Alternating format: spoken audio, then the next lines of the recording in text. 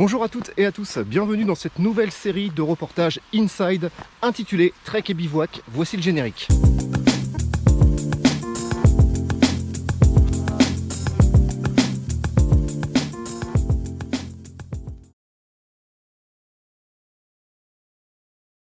Aujourd'hui une vidéo un peu spéciale car j'ai décidé d'effectuer une randonnée de 24 heures non-stop. De quoi? Ouais, 24 heures non-stop. Mais pourquoi fait-il ça? Alors oui, pour les abonnés qui me suivent depuis un petit moment, vous savez que je prépare le grand raid de la Réunion, cette fameuse diagonale des fous, 170 km avec 10 000 de D+. Les amis qui ont participé m'ont dit, il faut savoir bien courir, mais il faut aussi savoir marcher longtemps. Eh ben on y va.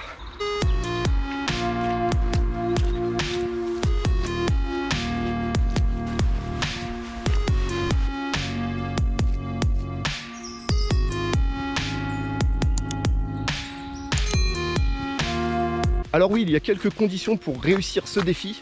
La première, c'est de partir sur ce parcours sans avoir fait de sieste et après une journée de travail, c'est chose faite. La deuxième, c'est d'effectuer au moins 80 km. Et la troisième, aucune assistance extérieure ni ravitaillement extérieur, tout en autonomie. La capacité de mon sac, 20 litres pour un poids total d'environ 10 kg, essentiellement des vêtements et de la nourriture. Et pour finir avec le descriptif, je vais vous faire découvrir au fur et à mesure les endroits dans lesquels je vais marcher, avec quelques petites photos comme celle-ci.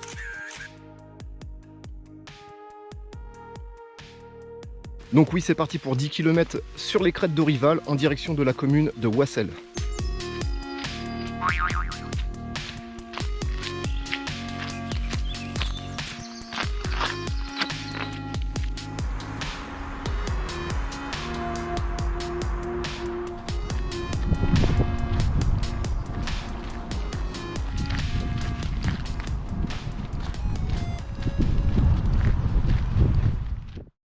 A few moments later.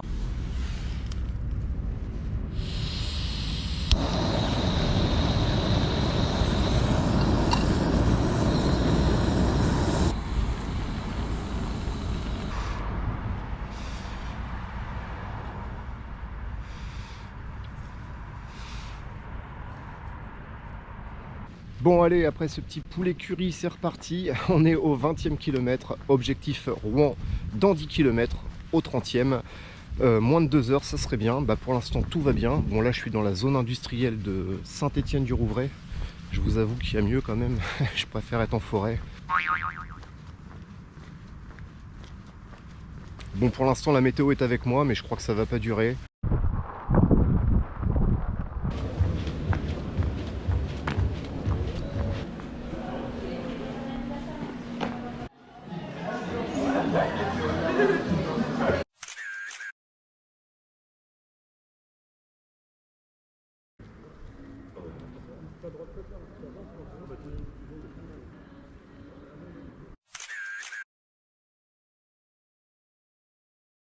Elle est pas mal, hein, cette cathédrale de Rouen. Ça y est, 30e kilomètre, 6 heures de déplacement, il est minuit, centre-ville de Rouen. Là, je me dirige vers la côte Sainte-Catherine sur la commune de Bonsecours pour aller y voir son panorama.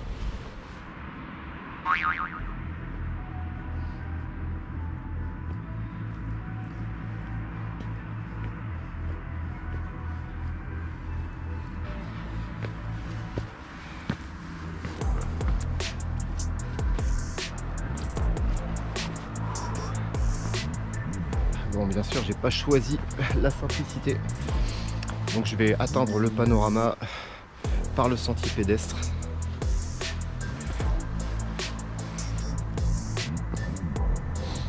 Allez, les derniers mètres.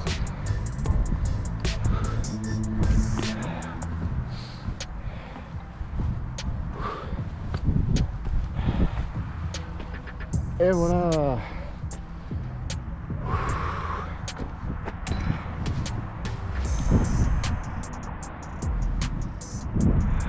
Je vous laisse admirer. C'est pas mal, hein. Mais bon, comme tous les panoramas de nuit, c'est pas ouf. Allez, petite photo et petite pause.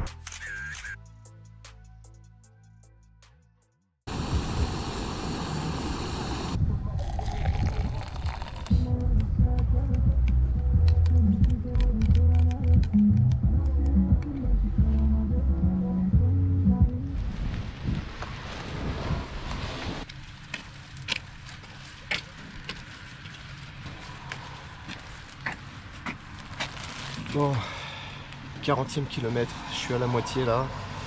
J'en ai pris plein la tronche pendant 2 heures là, la pluie elle a été incessante. Mais bon, ça y est, c'est la moitié, donc voilà, les jambes sont lourdes, un peu fatiguées, mais dans l'ensemble, honnêtement, ça va. Je pensais à vraiment être pire à cet instant-là, et en fait, ça le fait. Bon, petite pause, et puis on repart. Mais j'ai quand même hâte que le jour se lève.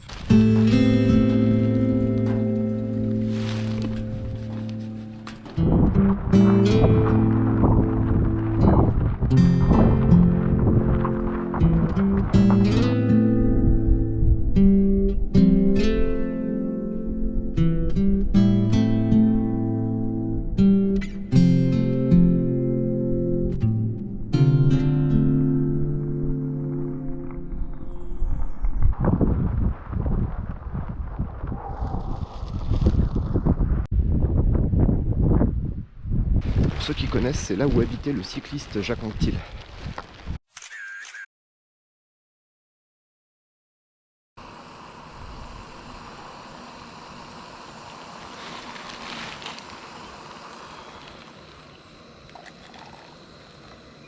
Bon les amis, l'heure est grave, il est 6h30, je suis au 52e kilomètre, le jour va se lever dans 1 heure à peu près, et la nuit a été vraiment chaotique.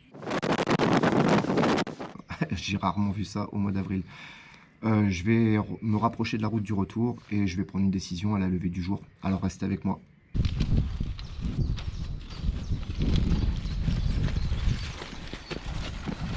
Eh bien, good morning, le jour vient de se lever. Eh bien écoutez, oui, comme je vous disais à l'instant, beaucoup de péripéties cette nuit. Donc je décide en fait de repartir en direction de mon domicile. Je pense que je vais bâcher 60 km environ. Je ne sais pas combien de temps je mettrai pour arriver à cette distance. Et je serai forcément loin des 24 heures. Mais ouais voilà, aucun regret en fait, j'ai les pieds détruits. J'ai 2 bobos en même temps. Beaucoup d'humidité, de froid cette nuit, donc il fait au moins 8000. 8 heures de pluie non-stop, des rafales de vent à 50 km/h, les pieds trempés. Excellent. J'ai pas pu m'épargner avec les chemins parce que l'état des chemins était tout aussi chaotique. Et j'ai des chaussures de running aux pieds et pas des chaussures de trail. Donc voilà, aucun regret. Je suis un petit peu déçu quand même. Mais bon, comme c'était pas l'objectif principal de cette année 2023, ça sert à rien non plus de se détruire et d'aller au bout de quelque chose. Il faut juste que j'en tire des conclusions et puis apprendre un petit peu de tout ça. Je pense qu'en fait, mon impatience a été, je pense, la clé de cet échec. Tout simplement parce que on fait pas ça au mois d'avril, on attend un petit peu, on le fait au mois de mai ou au mois de juin, voire même juillet, pour être sûr d'avoir un climat correct. Dommage parce que je comptais vous faire découvrir donc cette belle colline des Deux Amants. Photo.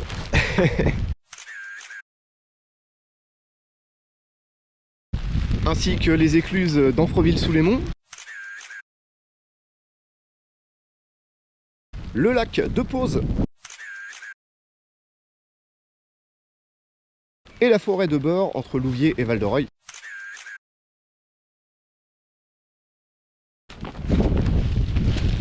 Et pour t'expliquer en détail, ne quitte pas, parce que tout de suite, c'est le débrief.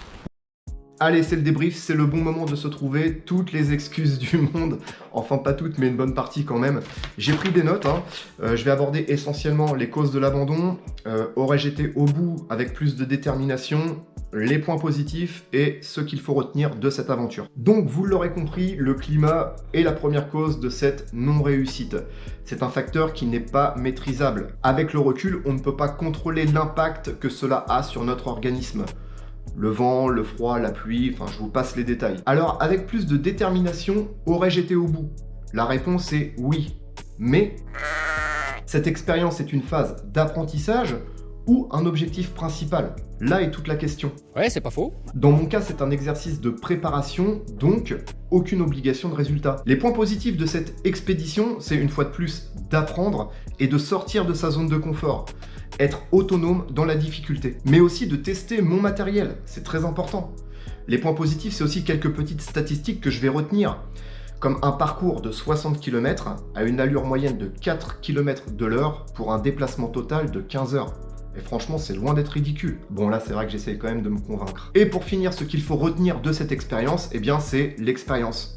Ouais, l'expérience acquise et qui me propulse toujours un peu plus vers mes objectifs principaux. En tout cas, les amis, j'espère que cette vidéo vous aura plu. N'hésitez pas, si vous avez la moindre question, ça se passe par là dans les commentaires. Prenez soin de vous, très important. Et de toute façon, je vous dis à très bientôt pour une nouvelle aventure. Allez, ciao!